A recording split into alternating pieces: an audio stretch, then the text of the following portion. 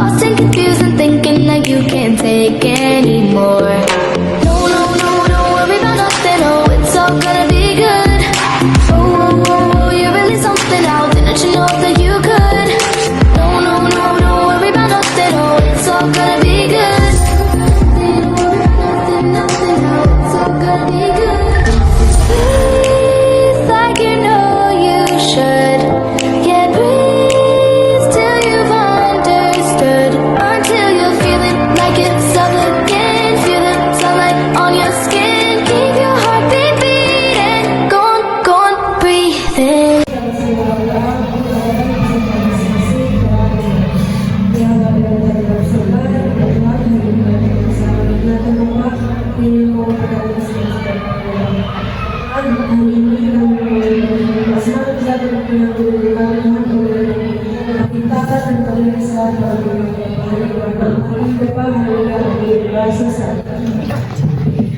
Terima kasih kepada Uca. Sebelum kita lanjut ke materinya, kita menyanyi Indonesia Raya di Bela Korea. Ibu harap semua hari ini bisa bangkit berdiri. Pada mawar bisa berkumpul.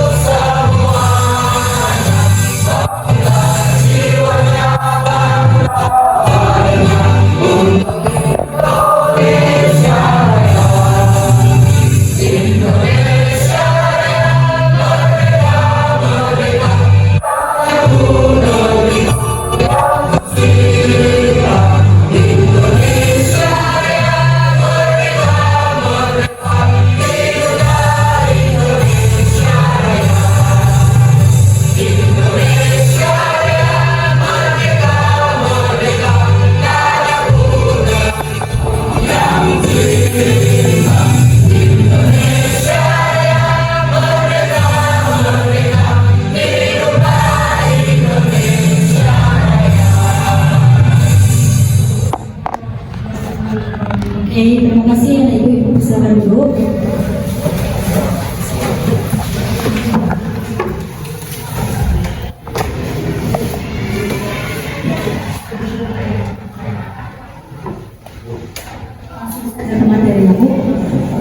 Sebelum ke materi, kita juga ingin memperkenalkan apa nama kegiatan kita ini. Di sini Ibu melakukan pengibasan. Kemarin Ibu sudah melaksanakan diklat di BPK. Jadi hari ini Ibu melaksanakan pengibasannya ke anak-anak Ibu siswa. Jadi materi hari ini yang Ibu sampaikan pertama itu ada 7 jurus BK. Selama diklat kemarin ada yang mempelajari 7 jurus BK. Jadi yang kita pelajari pertama jurus pertama itu kenali potensi.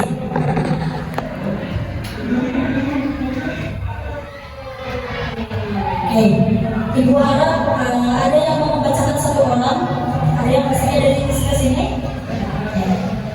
Dibacakan untuk suaranya, ya.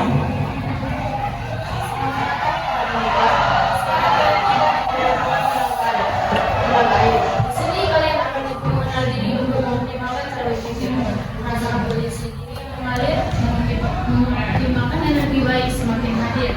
Selamat melanjutkan perjalanan pertama, hati-hati. Terima kasih. Ibu ulang sekali lagi, siapa tahu tadi kurang jelas suara temannya. Namanya juga jurus, jadi itu biasanya dipakai oleh seorang pendekar ya. Selamat datang para pendekar. Sekalian sekarang kalian tiba pada pekan telaga air. Di sini kalian akan lebih mengenal diri untuk mengoptimalkan cara berpikir, merasakan potensi diri yang mengalir, mengoptimalkan energi baik semakin hadir. Selamat melanjutkan perjalanan pertama, hati-hati tergelincir. Berarti harus ada yang kita waspadai di sini. Oke. Nah, kita isi dulu. Ada ibu bagikan link di grup. Kita bahas yang pertama itu tes kemampuan. Coba semua pegang HP-nya. Ayo dibuka HP-nya. Ini ada yang bagikan link tes kemampuan. Coba isi dulu di situ pertanyaan-pertanyaannya yang kita ketahui kemampuan apa saja yang kita miliki.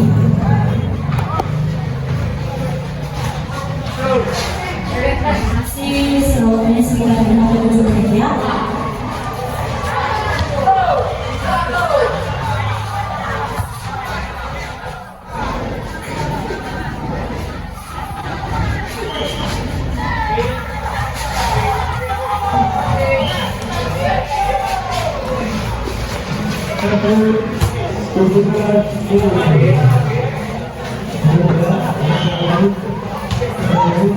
Yang tes kemampuan harus dilakukan dengan bersama menggunakan bersama.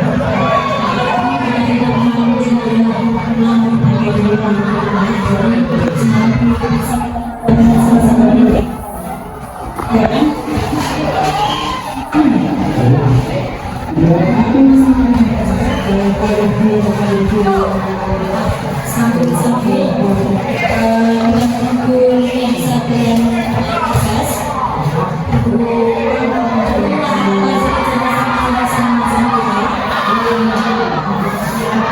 Nanti kalian menulisnya memang harus sesuai dengan kalian begitu ya. Kalian sukai kalau bilang jangan pernah kayaknya lebih asik yang ini, ya kalian aja yang rusak. Mana yang pernah menyalah yang kalian sukai dan penasaran itu kan yang pilih. Jangan mentang-mentang menggunakan sama di sini, bikin saja ya. Jadi ibu jelaskan juga di sini yang pertama itu ada cerdas visual spasial. Nah, tes kemampuan tadi di situ kalian untuk mengukur kecerdasan kamu. Kalau kalian cerdas visual spasial, di situ katanya biasanya itu membaca dan menulis untuk kesenangan. Ada pandai menyusun teka-teki, ada menafsirkan gambar, grafik dengan bagan yang baik, baru ada nikmati menggambar, melukis dan seni visual. Dan yang terakhir itu katanya mengenali pola dengan mudah. Pola bisa pola HP atau pola permainan, ada pola mana begitu. Dia katanya bisa mengenali dengan mudah, mengerjakan dengan mudah. Berarti dia itu memiliki kecerdasan visual spasial. Itu dia. Dan yang kedua itu ada cerdas verbal linguistik. Di situ katanya pertama itu mudah mengingat informasi tertulis dan lisan. Mudah mengingat. Contohnya masih sekali diucapkan, nanti 10 menit lagi masih ingat ya apa yang didengarnya tadi. Dan kedua itu katanya enjoy membaca dan menulis. Berdebat atau memberikan pidato persuasif. Mampu menjelaskan sesuatu dengan baik, dengan teliti. Dan ingatnya tadi apa yang didengarnya, mampu juga dia menjelaskan dengan baik. Menggunakan humor yang bercerita. Dia suka menggunakan humor yang bercerita. Itu dia cerdas verbal linguistik. Yang ketiga itu ada cerdas interpersonal. Interpersonal. Katanya di situ berkomunikasi secara verbal dengan baik. Dia memiliki komunikasi dengan baik. Lalu terakhir harus komunikasi non verbal juga. Melihat situasi dari perspektif yang berbeda. Nanti orang bilang A, dia bisa melihat dari B juga bagus, dari C juga bagus. Itu dia yang interpersonal tadi. Lalu menciptakan hubungan positif dengan orang lain. Dia mampu berharap dengan orang lain, mampu komunikasi baik dengan orang lain.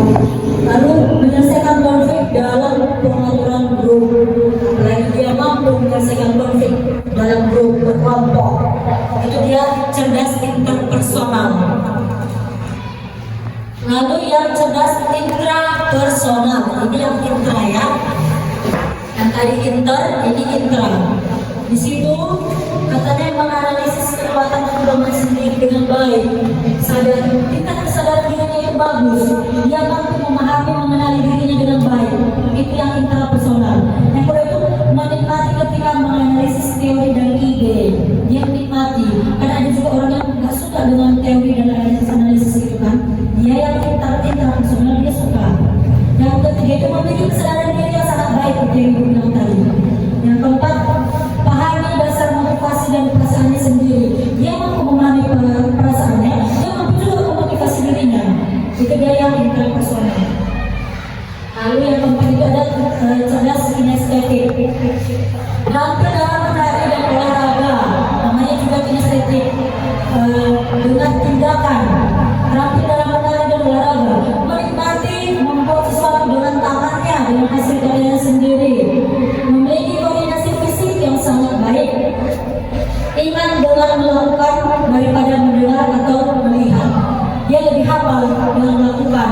Kalau kita bilang tadi, nanti 3 langkah ke kanan, 3 langkah ke kiri, dia dengan melakukan itu dia ingat. Tapi dengan orang yang visual atau auditory, belum tentu, belum mampu dia bisa mengingat. Dia kinestetik tadi dia lebih ke tindakan, ya. Selanjutnya itu ada cerdas naturalis. Tertarik pada mata pelajaran seperti botani, biologi, dan geologi. Mengkategorikan dan membuat katalog informasi dengan mudah. Nikmat berkemah, berkebun, hiking, dan menjelajahi alam bebas. Namanya juga naturalis. Tidak suka mempelajari topik yang tidak ada hubungannya dengan alam. Itu dia yang bersifat naturalis tadi. Lebih suka dengan alam, natural, terbuka juga. Oke, plus logis matematis. Di sini katanya memiliki keterampilan memecahkan masalah dengan sangat baik, mampu memecahkan masalah dengan baik, senang memikirkan ide-ide abstrak seperti melakukan eksperimen ilmiah. Dapat memecahkan perhitungan yang rumit, namanya juga matematis. Secara rumus, matematis apa semua dia lebih mudah. Itu kalau dia memiliki kecerdasan logis matematis. Lalu ada kecerdasan musikal. Pekan terhadap musik, nada dan ritme. Senang menyanyi dan bermain alat musik. Suka juga menciptakan lagu-lagu. Memahami dan mengingat melodi serta menciptakan melodi yang baru. Mampu menghargai dan menikmati berbagai jenis musik, mampu mengikuti dan menciptakan pola ritmis dalam musik. Jadi kalau kalian lihat teman di samping kalian yang suka nyanyi sendiri atau suka menciptakan lagu sendiri, atau berarti dia memiliki kecerdasan musikal. Jangan nanti kalian orang gila akan bilang jangan. Memang itu adalah kecerdasan dia memiliki kecerdasan musikal. Oke, coba lihat linknya tadi, sudahkah bisa diakses? Sudah bisa diakses, coba dan isi dan jawab yang sesuai dengan yang kalian rasakan, yang kalian miliki. Kalau saya ikut temannya atau memilih, ternyata lebih suka ini mbak. Dengan yang seandainya jangan kalian alami.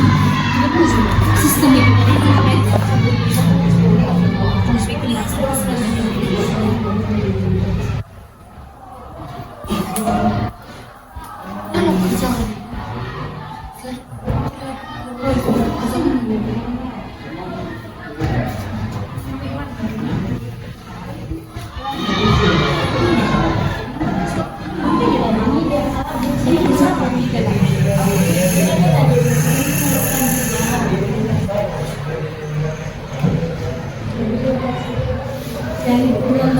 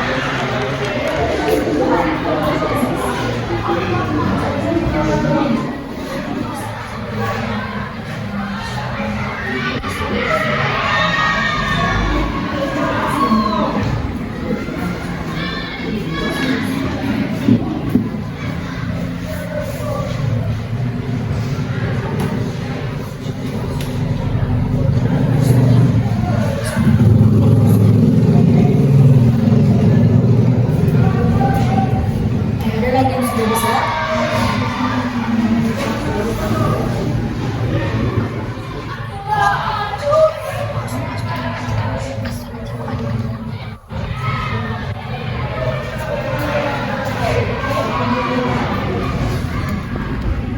Dua orang sudah ada.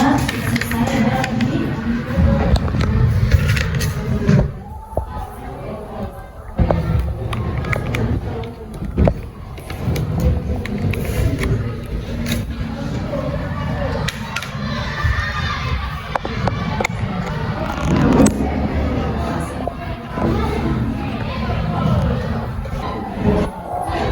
Ada yang sudah selesai.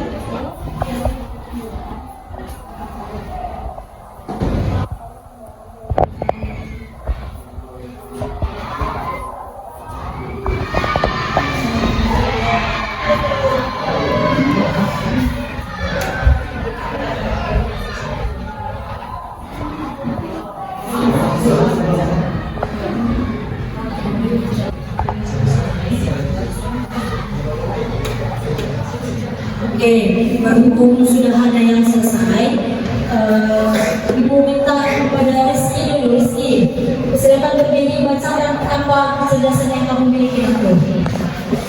Kau bikin suaranya aku. Ini.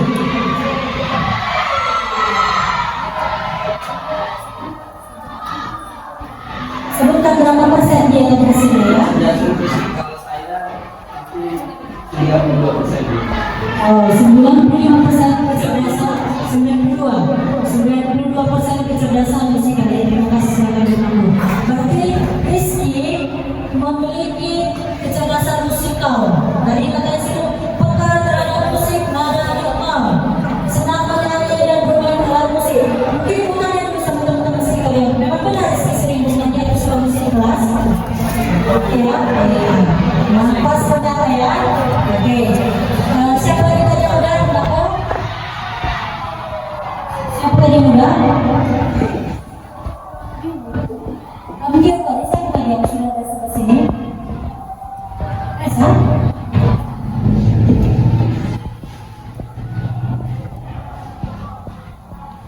Siapa lagi yang sudah? Biar langsung kita ulang sudah.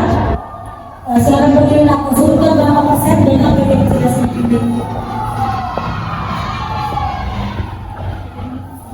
33% auditori 46%. Saatnya jam Selanjutnya, di sini berarti mulai terakhir dalam menari dan olahraga, menikmati membuat sesuatu dengan tangannya, memiliki koordinasi fisik yang sangat baik.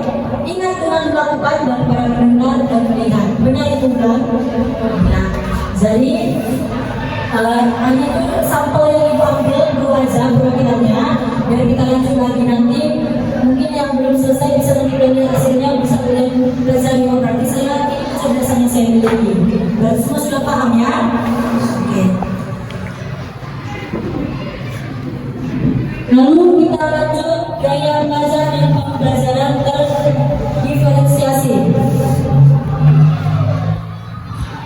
Nah, gaya belajar di situ ada perbedaan tradisional dan terdiferensiasi. Kalau gaya tradisional, bukan zaman dulu lah yang tradisional lah. Satu cara untuk semua murid itu dia kalau gaya belajar tradisional. Sedangkan yang terdiferensiasi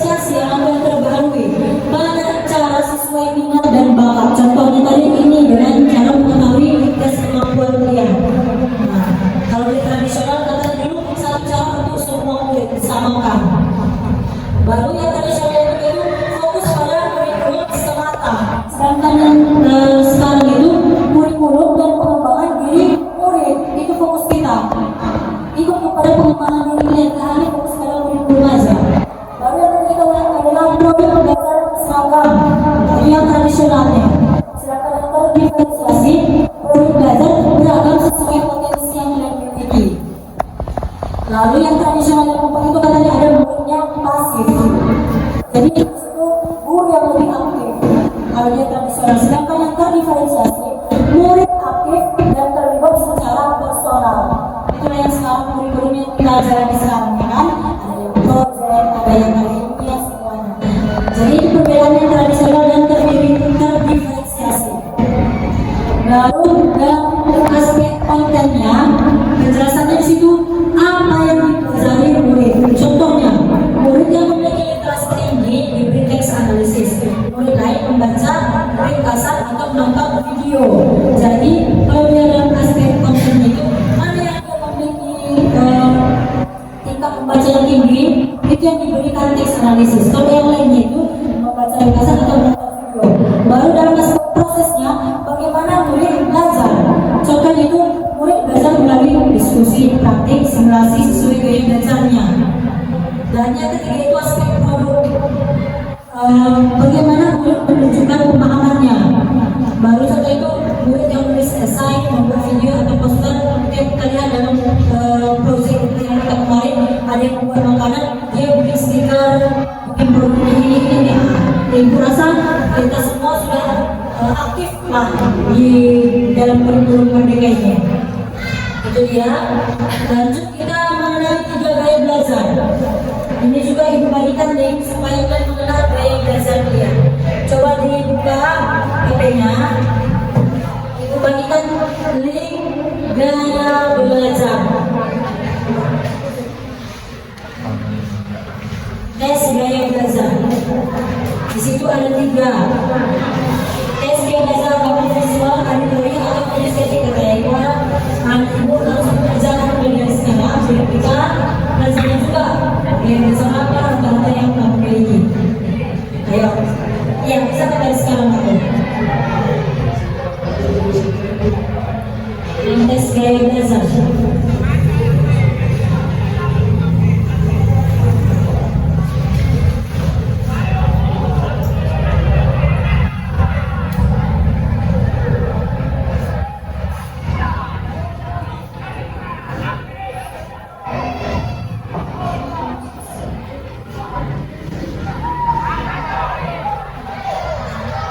Ya, yang sudah selesai juga langsung disediakan dulu ya.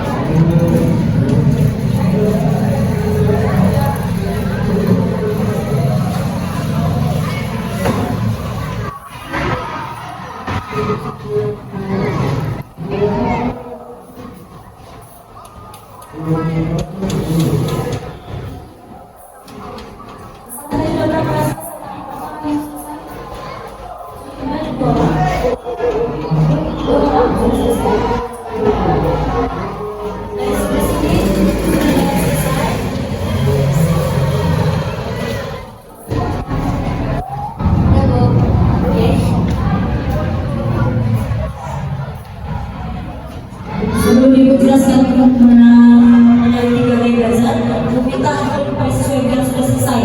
Coba sebutkan gaya belajar apa yang berapa persen tingkatnya yang paling tinggi ya. Pada mau ikuti aku. Kau bikin suaranya aku ya. Ya. Berarti lebih tinggi yang auditori. Itu oke. Ada lagi tadi Ocha. Nah, saya berdiri aku. Yang persennya lebih tinggi disebutkan yang aku. 100%. Yang gaya belajar itu aku. Itu kemampuan. Gaya belajar itu ada 3. Dia yang visual, auditori, dan kinestetik. Tadi mau di auditori dadakan. Ada yang lain yang sudah selesai? Ya? Kalian sah? Ayo coba berdiri aku.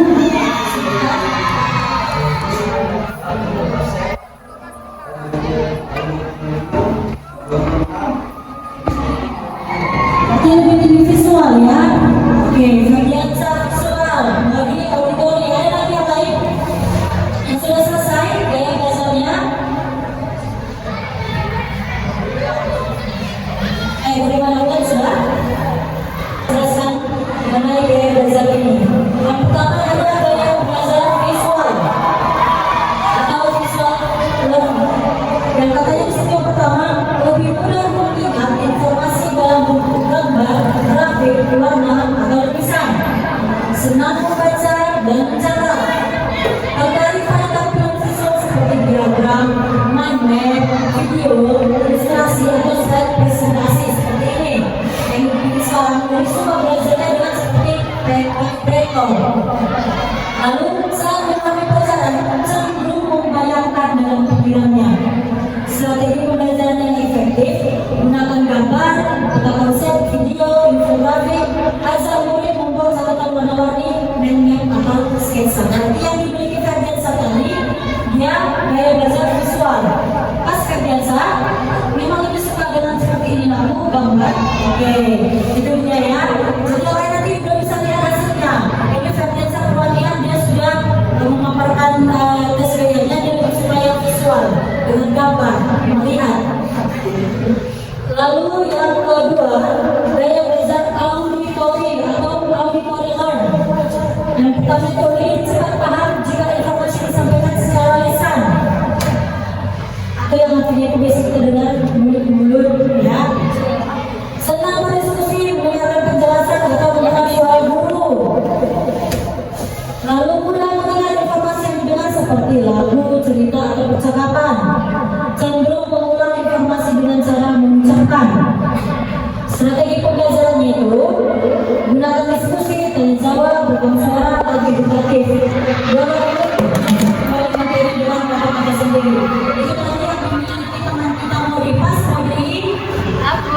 pas tadi kan saya sambilin aku. Memang kamu itu suka mendengarkan. Iya, Bu.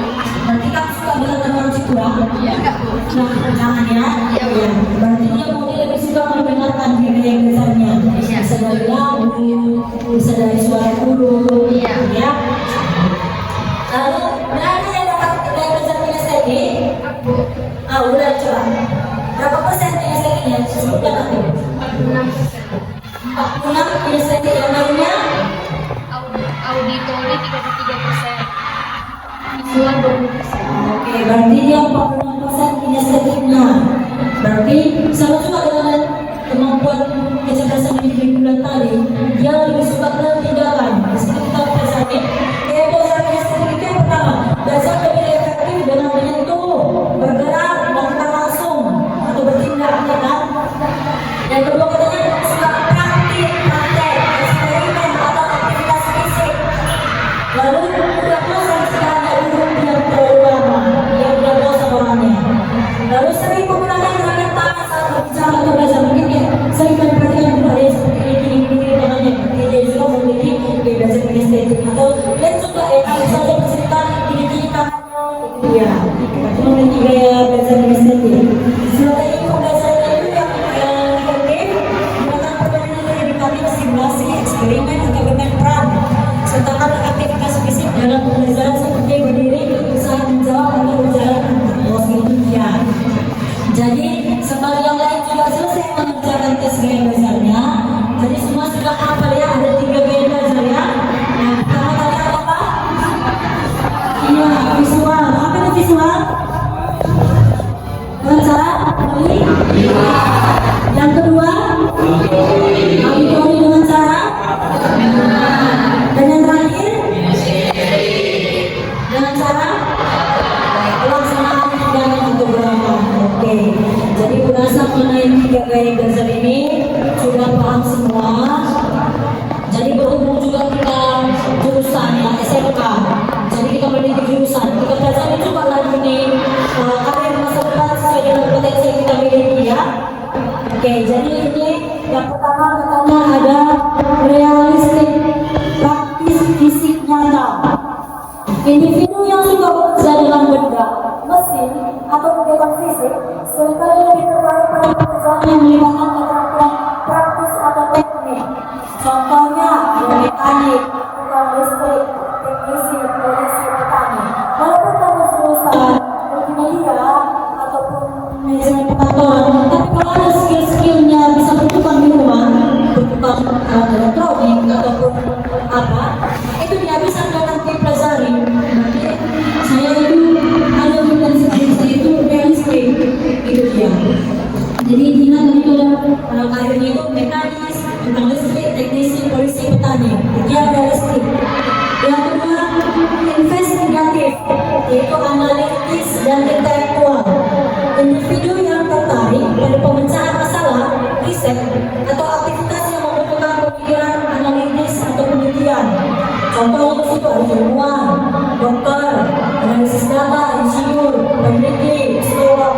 Jadi biasanya kalau kita kalian biasanya anak SMA yang jurusan IPA kita pikirkan. Nah, jadi untuk kalau di sini yang manajemen perkantoran kalau suka mengerjakan analisis data, ini termasuk investigatif. Itu dia contoh profesinya. Baru yang ketiga itu ada artistik, kreatif, imajinatif. Individu yang tertarik pada ekspresi kreatif seperti seni, musik atau desain. Itu contoh profesinya bisa jadi seniman, penulis, aktor, desainer grafis, musisi, arsitek. Nah, saya anak DKV atau multimedia ada yang mempelajari desainer grafis ya, ada kan? Nah, berarti itu perencanaan karirnya itu tergolong artistik, yang kreatif dan imajinatif. Baru ada yang sosial, peduli, komunikatif. Di situ katanya individu yang suka berinteraksi dengan orang lain, suka membantu, mendidik atau melayani orang-orang. Contohnya di situ ada guru seperti ibu, ada konselor, ini juga suka masuk konselor. Baru ada perawat, psikolog, pekerja sosial. Itu dia yang melayani orang. Dia yang jiwa sosialnya atau interaksinya itu tinggi. Baru ada yang kelima itu enterprising atau pemimpin atau persuasif. Katanya individu yang menyukai kegiatan yang berhubungan dengan kepemimpinan, persuasi, dan mengambil keputusan dalam konteks bisnis atau organisasi. Di situ termasuk dalam pengusaha, politikus, manajer, marketing, atau pengacara. Mungkin ada manajemen perkantoran ada yang membahas materi pemimpinnya, profesinya. Baru yang selanjutnya ada konvensional atau terstruktur teliti. Di situ katanya individu yang cenderung tertarik pada pekerjaan yang terstruktur, sistematis, dan terkait dengan pengelolaan data atau informasi. Nah, kita lanjut. Itu tadi yang konvensional, terstruktur, teliti. Katanya individu yang tertarik pada pekerjaan terstruktur, sistematis, dan terkait dengan pengelolaan data atau informasi. Contoh profesinya itu ada akuntan, administrasi, sekretaris, staf keuangan, petugas arsip. Mungkin ada manajemen perkantoran kemarin, perwakilan PKI, ada yang di kearsipan ya. Jadi sudah tahu dari tes karir ini bisa tahu dari potensinya profesi apa nanti kira-kira yang memungkinkan. Jadi dengan menggunakan tes karir inklusi, murid dapat mengetahui tipe kepribadian karir dan dapat diarahkan ke jalur karir yang sesuai dengan minat dan karakteristiknya. Oke, di sini katanya ada rencana karir masa depanku. Ibu ini tak dikeluarkan dulu ke atasnya semua setiap orang.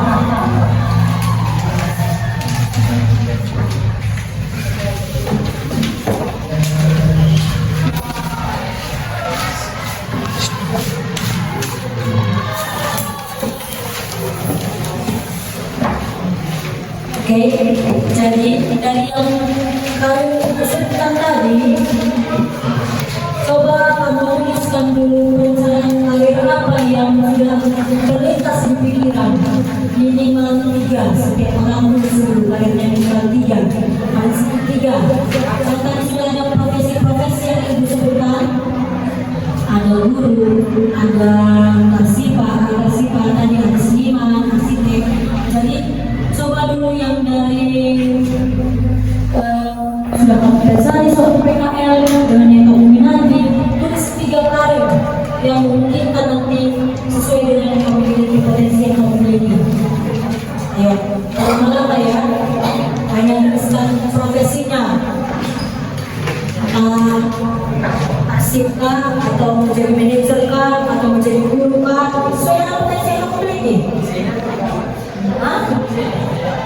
Ini termasuk profesi kan ini ada desainer, grafis, musisi, arsitek. Ini yang aku bilang dari kalian adalah DKV multimedia. Iya, minimal 3 profesi. 3 profesi. Desainer grafis, atau mau jadi guru, atau mau jadi analisis data, atau mau jadi marketing manager. Udah semua. Ya udah, coba kasih dulu. Sebutkan 3 profesi yang memungkinkan lagi. Seniman, arsitek, sama desainer tinggi. Ambilkan ya. Sebenarnya 1 masuk dari ini. Oke? Ayo, lihat lagi perwakilan perempuan. Ayo, mau dari DKV boleh, dari MP boleh. Siapa sudah? Ayo, panggilnya sih. Kasih. Itu apa? Pengusaha. Nanti kan bisa amin ya. Kita tanya. Kita salah satunya harus nanti ya. Jadi berapa minggu setelah nanti kalian lulus, setidaknya salah satu dari 3 ini tercapai. Jangan jadi pengacara. Tahu pengacara? Iya, kemampuan berbicara. Itu nggak termasuk dalam profesi kemampuan berbicara, ya? Oke. Selanjutnya kita masuk ke materi yang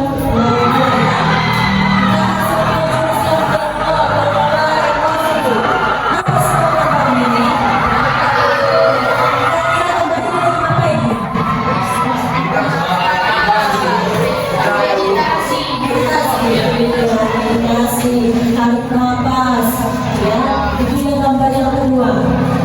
Itu minta satu orang buat saran aku. Mau bikin sarannya aku? Selamat datang di Budekan, selamat datang di Gunung Merapi. Di sini kita akan belajar mengenai jurus kedua yaitu pola emosi. Kendalikan emosinya agar emosi tidak mengendalikan. Ya, terima kasih kepada Eri. Selamat lagi pembaca. Selamat datang pendengar. Selamat datang di Gunung Merapi. Di sini kita akan belajar mengenai jurus kedua yaitu mengelola emosi. Kendalikan emosinya agar emosi tidak mengendalikanmu. Itu kata pendekar kita. Oke, kita bermain kertas lagi. Ayo, keluarkan lagi dulu kertasnya. Kalau yang tadi itu yang patah. Saya ingat kalau kalian tadi, oke? Dikeluarkan kertasnya. Dengarkan instruksi ibu. Ibu akan membacakan sebuah cerita. Dari cerita ini, jika kamu merasakan senang, bahagia, menurut cerita ini ya, posisikan di posisi kamu. Kalau kamu merasa senang, cukup dielus besar kertasnya. Iya. Baru nanti, jika ada lagi cerita ibu yang membuat kamu merasa kesal, kamu lemas. Jika ada nanti cerita ibu yang membuat merasa marah dan cerita ini, kamu sobek dibayar. Terserah, mau besar kecil terserah, oke? Di sini ibu dan orang cerita ini dibagi. Dengarkan cerita ibu. Tadi itu Yofi beri dengan contoh. Yofi berangkat ke sekolah mengendarai sepeda motor. Tugas yang sudah disiapkan dengan rapi tinggal di sepeda motor. Namun beberapa meter sebelum sampai sekolah, motor mendadak mogok karena kehabisan bensin. supaya Yopi mendorong untuk kita sampai ke sekolah. Bagaimana kesatuan? Bagaimana kita saling bilang? Kita senang bisa kita bilang mas jika marah goyang. Bagaimana rasanya? Lanjut ke yang kedua. Sampai Yopi di kelas, hampir semua teman datang tepat waktu. Namun, ketika Yopi duduk, ada satu tempat yang terlambat juga. Yopi tadi ceritanya terlambat, ada tempat yang terlambat. Dan dia minta maaf sama Bapak Ibu Mas, maaf Pak, saya terlambat. Bagaimana kesampaian? Bagaimana kesampaian? Saya sudah masuk di kelas, tiba-tiba ada teman-teman kami yang minta maaf Bapak Ibu.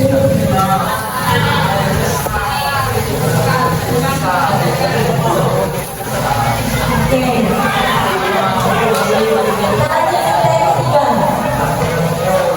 Pelajaran pun dimulai.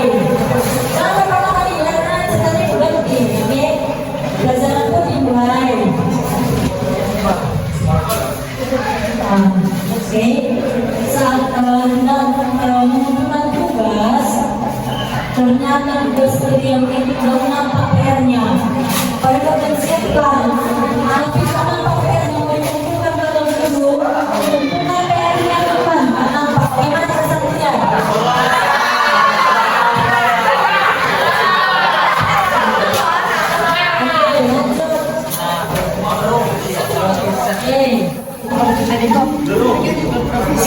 Lalu ada lagi cerita lagi.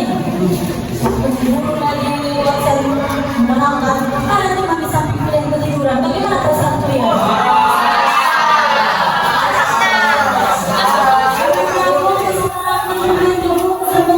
Ada teman yang tidur di samping.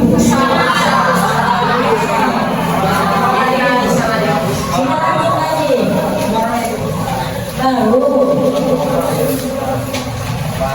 cerita selanjutnya, ternyata PR kalian tadi satu di sana ada teman yang jumpa dikembalikan ke sama beliau.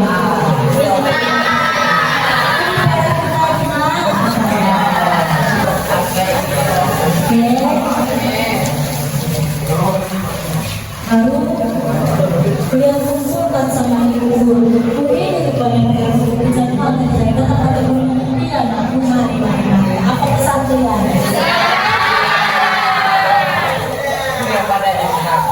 Oke, kita selesaikan cerita habis cerita. Oke, kasih tunjuk dulu atas yang ada semua. Apa tadi materi kita yang kedua?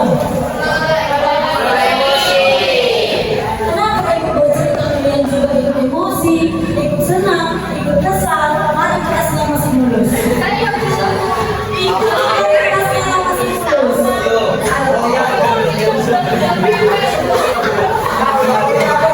Hanya satu orang yang mampu mengelola emosi. Iya, hanya dua orang.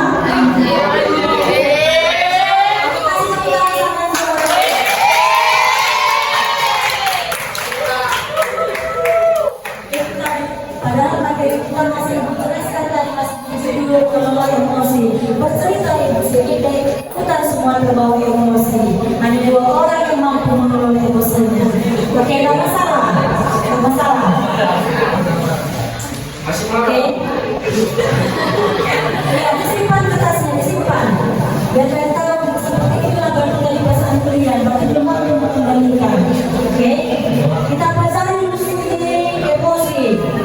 Emosi itu bukan seperti yang pengetahuan yang emosi satu kata itu marah, tapi emosi.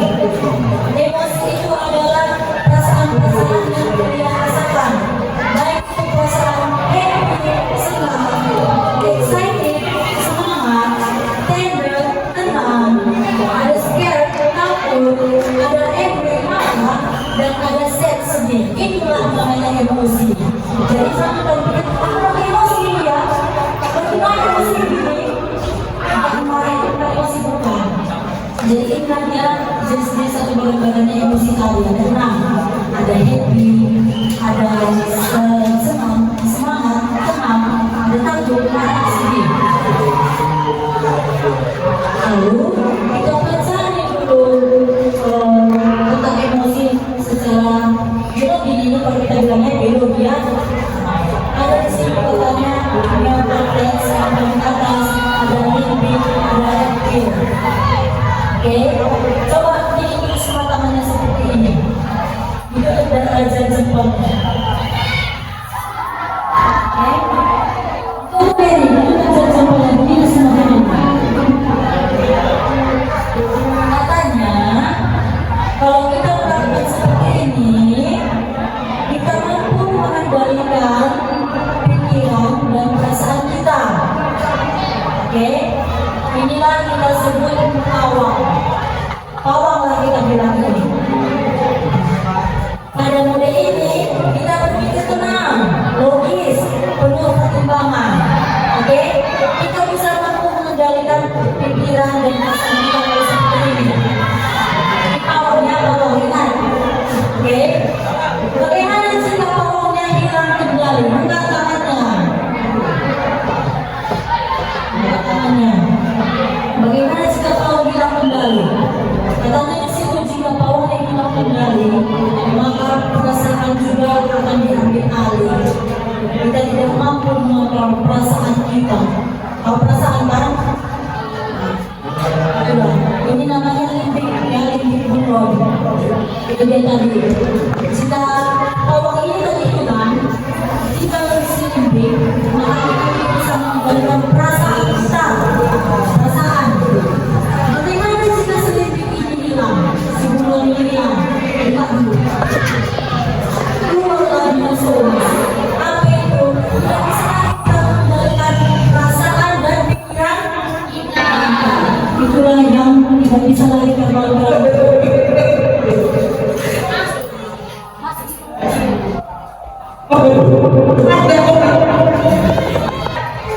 Jadi jika hilang si pawang dan si buron tadi, kita lagi dinosaurus.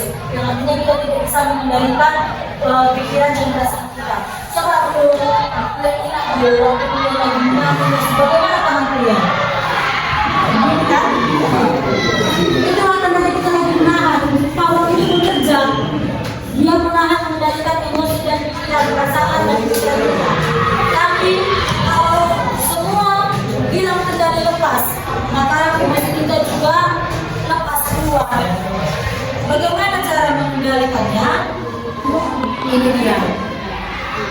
Jika tadi ada pawang, maka kita dari yang emosi kita bisa beri jeda dulu. Bagaimana jedanya? Cukup hitung 10 detik.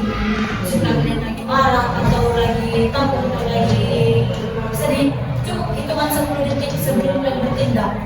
Jadi contohnya ibu ini lagi marah sama siapa yang bisa sering ini sama berkat. Kalau kita terlambat tiap pagi, dari selesai PKL sampai hari itu terlambat terus. Beberapa kali kita ngobrol dengan jadi hari pagi datang lagi terlambat. Jangan senyum dia. Maaf ya bu, kita bu. 1, 2, 3, 4, 5, 6, 7, 8, 9, 10. Kenapa kalian bernaik? Kalau kalian bisa saya langsung emosi marah ya. Coba ini udah berapa minggu kelas setelah PKL? Iya kan? Selama 3 minggu ini kan terlambat terus. Tiada hari tanpa terlambat. Kan bisa saja ibu sudah marah sekali kan? Tapi tadi tarik lagi saja. Itu 10 detik. Supaya apa? Supaya ini kembali lagi si limbik kita tadi, pawang sama buron tadi mengendalikan. Jadi kita kasih jeda waktu 10 detik. Kenapa dapat lagi hari ini aku? Itu kalau kita sama kakak. Itu dia untuk mengelola emosi kita tadi atau menahan emosi kita tadi. Oke, jadi ibu rasa metode materi menahan emosi, pola emosi cukup sampai sini. Terima kasih tugas dulu. Dan dari ada kertas kalian lagi ya. Apa hari ini banyak kertas yang diboleh ya. Coba tulis dalam satu lingkaran. Nah, seperti ini. Tulis dulu apa saja yang setelah ini yang dirasakan itu rasa senang, rasa semangat, tenang, takut, marah, dan sedih. Hal-hal yang kalian rasakan di sekolah itu bukan di rumah, di sekolah ini aja. Mungkin aku senang kalau aku siap tugas hari ini, siap dari apa contohnya. Baru aku senang cenderung olahraga. Aku merasa tenang. Temanku baru menangkap, nah itu aku senang. Satu-satunya contohnya setiap emosi, setiap perasaan. Kamu bisa pesan yang kamu bisa sekolah ini terkait dengan emosi itu atau perasaan itu.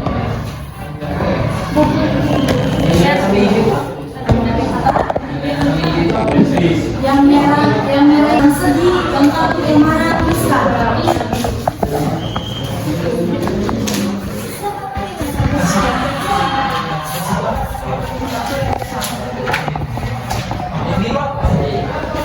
Yang biru sedih, sedih. Anger tenang. Iya. Dalam lingkaran jadi sesuai dengan posisi.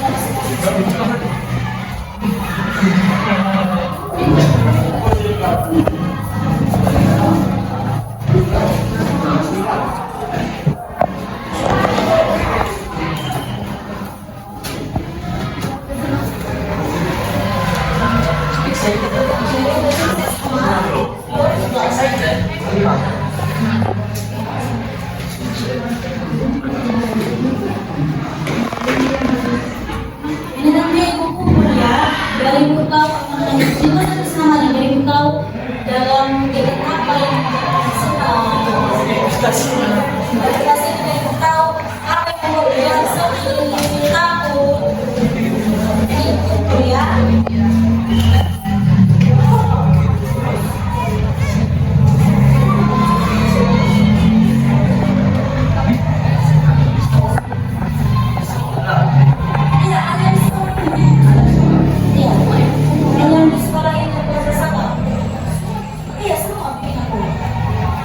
Perasaan itu, karena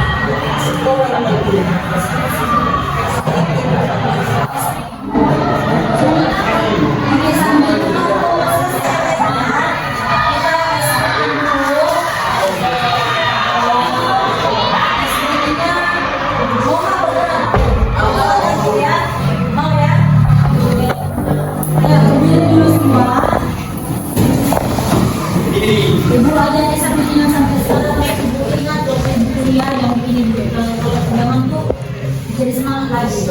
Jadi ini nama SPP-nya ini Marina menari di atas menara. Jadi kita bilang Marina, pegang bedanya. Marina menari, jadi gerakan menari. Bagaimana menari? Nah, terserah. Baru di atas menara begini semua tangannya. Oke, jadi tantangannya di sini habis lagu pertama, lagu kedua kita percepat. Itu, jadi begini. Nampak nanti siapa yang asal-asalan. Fokus, oke? Lagunya itu seperti ini. Marina menari di atas menara, di atas menara. Marina menari. Marina menari di atas menara, di atas menara. Marina menari. Kita lanjut sekali lagi.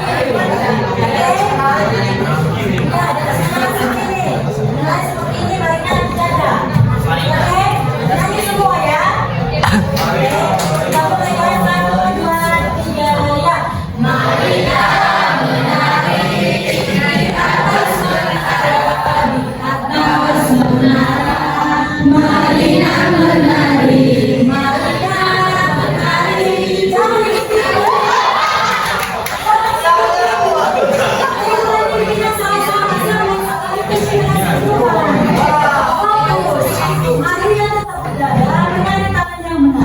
Menarik seperti ini.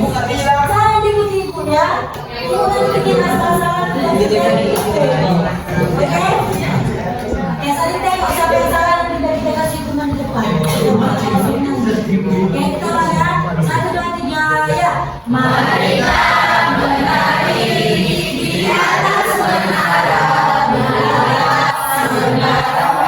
Marina menari. Marina menari di atas menara. Mampu, sudah bisa mengenali potensinya dan mengelola emosinya. Oke, bisa ya Nafi ya? Bisa. Jangan lagi nanti dari kelas ini, apalagi ini sampai guru sebelah itu. Suaranya buat daerah ini ada perubahannya. Kelola emosinya ya Bang. Oke. Jadi sekian pembahasan ibu di pagi hari ini. Jika ada kesalahan untuk kata atau perbuatan ibu minta maaf. Kita tutup dengan doa ibu. Siapa lagi yang mau buat doa penutupnya bu? Gantilah, jangan lagi baca lagi. Ayo. Ayo, kamu mau buat semuanya. Kalau salah itu apa ya? Mari. Jangan baca yang kesini nggak apa-apa.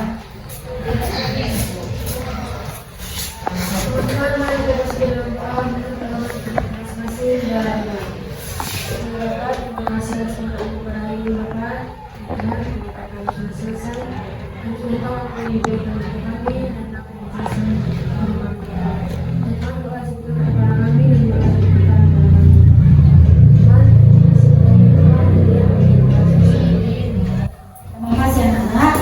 Yesus.